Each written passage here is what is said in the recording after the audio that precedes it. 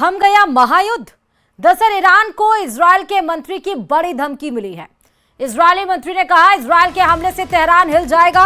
Israeli मंत्री ने यह भी कहा कि ईरान ने युद्ध विराम का उल्लंघन किया, यानी कि एक बार फिर से ईरान ने मिसाइल हमला इजरायल के ऊपर किया। इजरायली मंत्री ने कहा इजरायल अब ईरान को करारा जवाब देगा।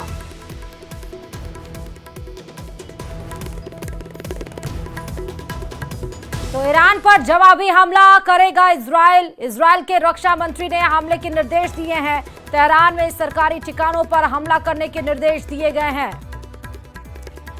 तो ये समझ में नहीं आ रहा दोनों देशों के बीच में ये सीज फायर हुआ है या फिर नहीं, क्योंकि सीज फायर होने के बाद भी ईरान को लगता है कि सीज फायर का मतलब समझ में नहीं आ रहा है, क्योंकि जैसे सीज फायर हुआ उसके बाद आपने देखा सुबह ही उसने बैलिस्टिक मिसाइलें दागी।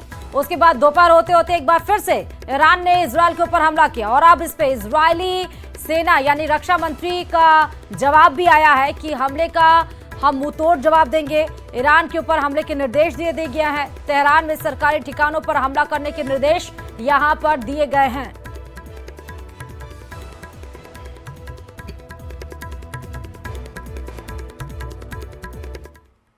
वहीं अमेरिकी राष्ट्रपति ट्रंप को ईरान और इजरायल के बीच युद्ध विराम के दावे के बाद ईरान ने इजरायल पर ताबड़तोड़ मिसाइलें दागी। ईरान ने इजरायल के रिहायशी शहर बेरशोबा पर मिसाइलें दागी और जिसके बाद बेरशोबा शहर में चारों तरफ तबाही देखने को मिली। कई इमारतें खंडहर में तब्दील हो गई। हमले में 13 इजरायली लोगों के मारे जाने का दावा किया गया। वहीं कई लोग लापता बताए जा रहे हैं।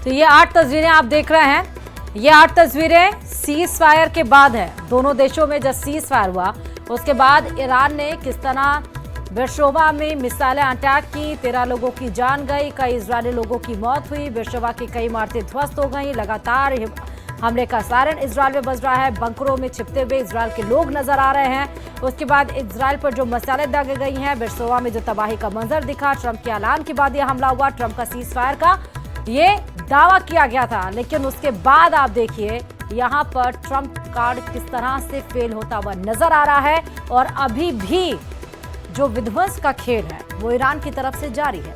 लेकिन इजरायल ने भी अब निर्देश दे दिया है कि जाओ और मिसाइल अटैक करो ईरान के ऊपर।